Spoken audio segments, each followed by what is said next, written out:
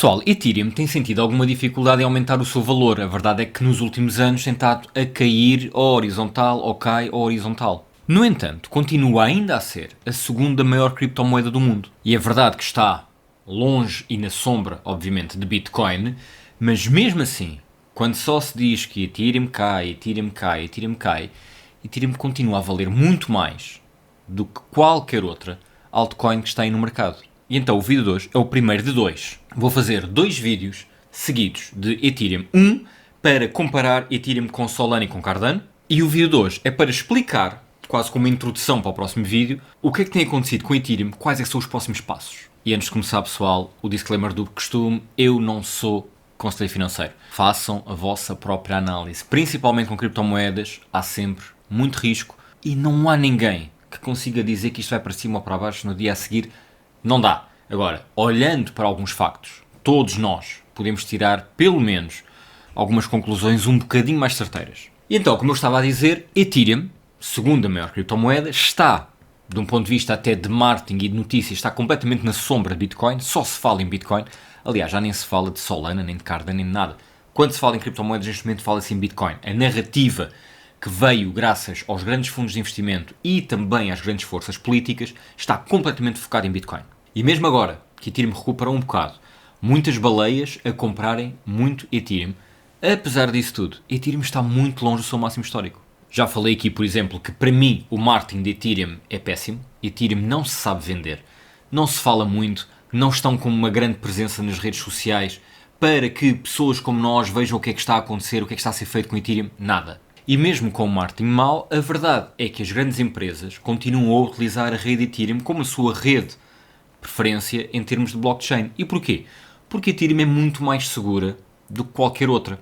E sendo mais segura, as grandes empresas que querem fazer projetos de blockchain, querem ter dados descentralizados de alguma forma, smart contracts, o que quer que seja, as grandes empresas preferem muito mais ter uma rede mais lenta e ter uma rede cara, mas que tenha alta segurança. E eu aqui posso-vos dizer que a minha empresa, que faz blockchain para as grandes empresas em Portugal, é só uma coisinha muito pequenina deste ecossistema, obviamente, mas os meus clientes, os clientes da minha empresa, não querem saber de uma rede que seja muito rápida e muito barata, se ela tiver problemas de segurança. Preferem pagar mais, porque são empresas muito grandes, têm capacidade para o fazer, não querem é aparecer nas notícias, porque por algum motivo, porque houve ali alguma coisa que foi roubada, ou alguma coisa que falhou, teve em baixo, o que quer que seja. Então o Ethereum dá essa segurança. Olhando para updates, tivemos o update Pectra, que foi bastante falado, apesar de uma vez mais o marketing ter sido péssimo, mas quem está atento viu que esse upgrade apareceu e também viu que graças a ele, a verdade é que Ethereum ganhou aqui alguma valorização, mas não foi este o único motivo. A seguir, mais para o fim deste ano, vem aí o upgrade Fusaka, e este upgrade é mais de um ponto de vista de melhorar a escalabilidade da rede, mas depois vem o upgrade Glamsterdam. E o Glamsterdam, na realidade, só apontado para início de 2026, é para fazer, ao que parece, de uma vez por todas, aquilo que nós andamos a pedir há imenso tempo com Ethereum, que é ser um bocado mais rápida, mas essencialmente ser muito mais barata. Como isto é um vídeo, primeira parte, e depois vem aí a segunda parte, aqui é importante também explicar o que é a Fundação Ethereum. Estamos a falar de uma fundação que foi criada pelos fundadores de Ethereum, estamos a falar de um organismo que na realidade não manda, não tem, de um ponto de vista oficial, poder de decisão sobre aquilo que está a acontecer em Ethereum. Mas de forma não oficial, indireta, a verdade é que o seu peso, a sua influência, o seu advisory é muito importante. Tudo aquilo que é aconselhamento que vem da fundação é olhada com outros olhos, até porque a fundação também escolhe quais é que são os desenvolvimentos dentro da rede Ethereum que eles decidem financiar. A juntar isto, estamos a falar de um organismo que está em contacto muito frequente e muito direto com os grandes developers da rede. A fundação tinha, até há pouco tempo, 3 pessoas como os seus líderes, digamos assim. Estamos a falar de Aya, de Buterin e de Patrick. Sendo que, como vocês sabem, Vitalik Buterin, que criou Ethereum, é um dos fundadores, era de longe o mais conhecido da fundação. No entanto, as coisas abanaram um bocadinho quando saiu um livro escrito por Laura Shin que veio desvendar algo que nós não conseguimos comprovar, mas veio desvendar que existe na Fundação Ethereum uma espécie de governo sombra.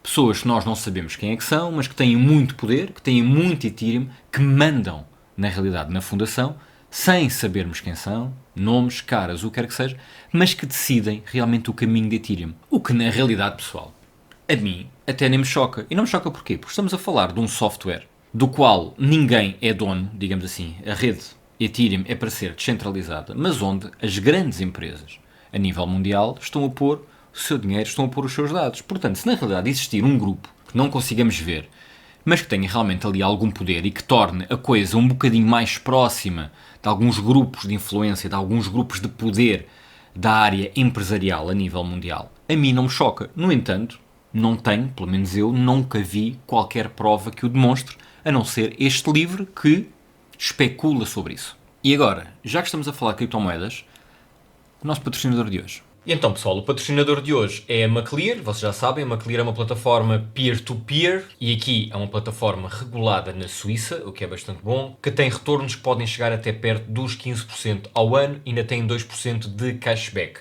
Mas, visto que estamos a falar de cripto, eu vou antes falar-vos aqui da 8Lands. A 8Lands é a plataforma da Maclear P2P, mas em termos de cripto. A ideia é muito parecida, crowdlending, também regulada na Suíça, com retornos até 23%.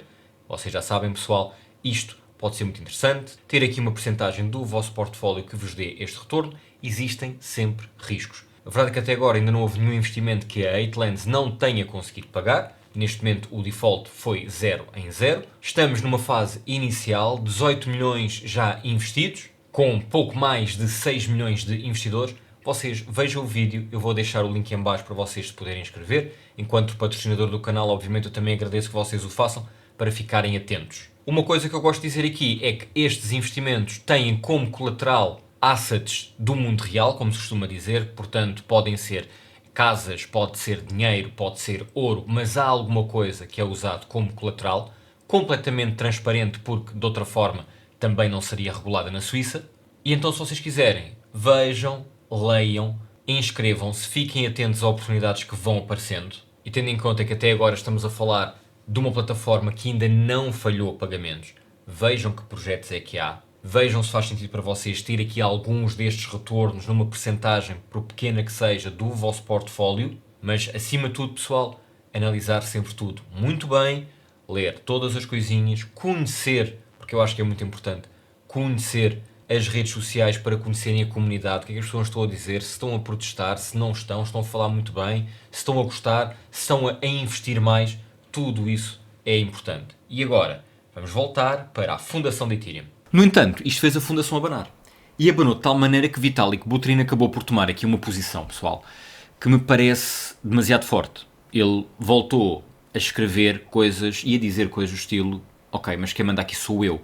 O que não é, claramente, o objetivo de uma rede centralizada de blockchain. Tudo isto faz com que depois o mercado abane um bocadinho, com que Ethereum abane um bocadinho.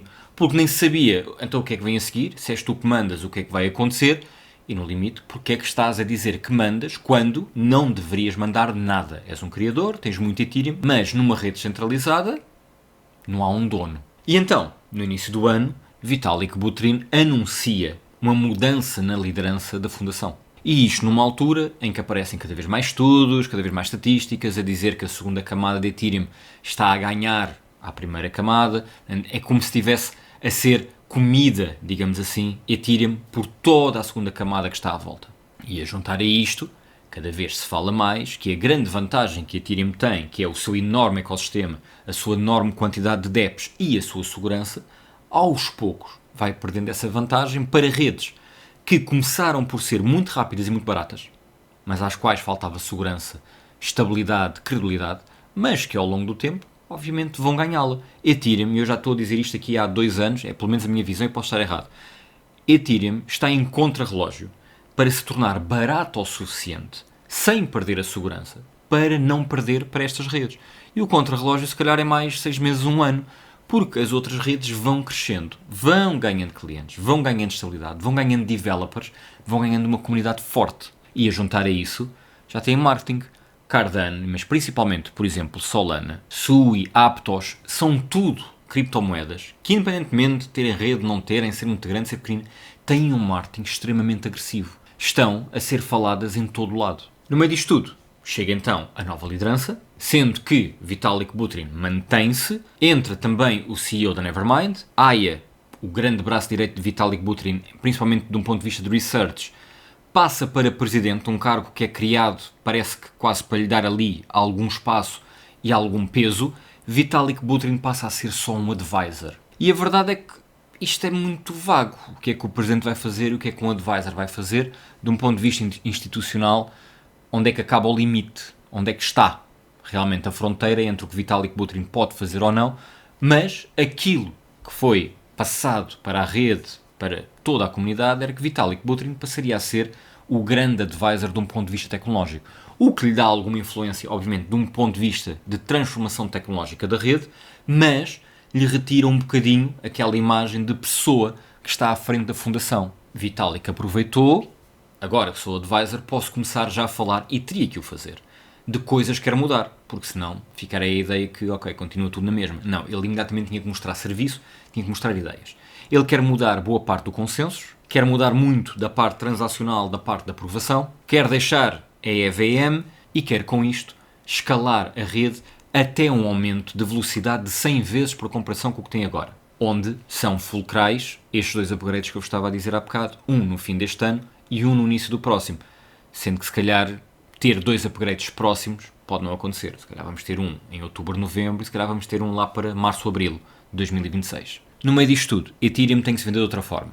É verdade que de vez em quando fala-se que Trump já tem muito Ethereum, fala-se que Trump vai criar um projeto DeFi em Ethereum, mas isto são aquelas notícias, pessoal. Não se fala muito e Ethereum nunca se especializou em algo que fizesse barulho. Ethereum especializou-se, e bem, em algo que é importante para as empresas, e por isso é que Ethereum é muito mais valioso do que Solana, do que Cardano, do que XRP, do que qualquer outra que não seja Bitcoin. Mas a verdade é que alimentar uma grande empresa de energia, telecomunicações, o que quer que seja, não faz barulho. O que é que faz barulho? Meme coins, tokenização de ativos, tokenização de coisas, e a verdade é que Ethereum é muito bom a fazer isso, é uma boa rede, mas não se ouve, e com isto tudo, Ethereum perde visibilidade, apesar de ser aquela onde está depositada a confiança das grandes empresas. É também preciso ver que há muita gente que no limite está a começar a comprar agora Ethereum porque acha que com estes upgrades e com esta mudança em termos de liderança, Ethereum pode, de uma vez por todas, voltar a ganhar aqui um bocadinho de mercado por comparação com Bitcoin, porque Bitcoin, historicamente, depois de atingir máximos históricos, normalmente perde um bocadinho da sua percentagem no mundo cripto, saindo o dinheiro de Bitcoin, passando para Ethereum e depois de Ethereum subir bastante, passar para as altcoins. O que, sinceramente, para mim não vai acontecer desta vez. Eu acho que as pessoas vão estar com uma resistência muito maior a tirar o dinheiro de Bitcoin, porque Bitcoin é, neste momento, a grande narrativa. É disto que se fala. Aquilo que se ouve são pessoas a dizer que Bitcoin vai valer 200 mil dólares, 500 mil dólares, 1 milhão de dólares, 5 milhões de dólares. Não se ouve falar das outras criptomoedas. Não temos nenhum guru, não temos nenhum grande influencer, não temos nenhum grande político, não temos nenhum grande CEO de uma empresa a falar de uma criptomoeda que não seja Bitcoin. E eu acho que isso é que pode atrasar aqui algum crescimento de Ethereum. E Ethereum, não tendo este crescimento de um ponto de vista de valorização, o que tem que ter é a capacidade de se tornar muito mais barata para conseguir combater as outras altcoins. Mas, se Ethereum se tornar muito mais barata, Ethereum perderá a sua capacidade, neste momento matemática, de ser deflacionária ou perto disso. Porque se começamos a pagar menos FIIs, se começamos a queimar menos, então Ethereum vai ter aqui alguma inflação. O que pode não ser prejudicial, desde que a adoção seja muito boa. E a adoção, em teoria, será bastante boa quando Ethereum for muito barato, que neste momento não é. Então, pessoal, este é o meu primeiro vídeo. No segundo eu vou mostrar vários gráficos, mas para já, qual era a mensagem que eu queria passar? Ethereum é onde está, apesar de tudo, a confiança do mercado. Nós estamos sempre a ouvir dizer que Ethereum está a cair, está a cair, está a cair, mas ainda é a número 2. Ainda está muito à frente das outras todas. Falou-se muito mais de Solana nos últimos 12 meses, falou-se muito mais de XRP, e na verdade é que Ethereum vale mais do que estas duas juntas. Mas tem que recuperar, de um ponto de vista tecnológico, de um ponto de vista de adoção, de um ponto de vista político, e aí até pode ser que as coisas depois até estejam mais ou menos encaminhadas, mas sinceramente, voltar aos máximos históricos é que já teve, acho que vai demorar muito, porque para isso era preciso sair muito dinheiro de Bitcoin e esse dinheiro de Bitcoin ir diretamente para Ethereum. E eu não acho que isso aconteça agora. Até pode sair algum dinheiro de Bitcoin, mas não vai uma grande porcentagem para Ethereum. E acho sinceramente que nos próximos 2, 3, 4 anos não vai sair assim tanto dinheiro de Bitcoin. Quer o mercado esteja muito bom, quer o mercado esteja muito mau. E Bitcoin, como vocês podem ver neste gráfico, tem vindo a fazer pontos horizontais e agora está naquele ali mais alto. E vamos ver se volta um bocadinho para baixo ou se é desta vez que rompe o seu máximo histórico e chega ali aos 110 mil. Pessoal, este foi apenas introdutório para vocês perceberem o que é que está a acontecer com o Ethereum. Próximo vídeo, vamos olhar para gráficos, vamos comparar com outros, vamos ver o que é que faz sentido analisar para além destas notícias que eu estava aqui a dar. Espero ter tudo bem convosco, pessoal. Um grande abraço, até à próxima.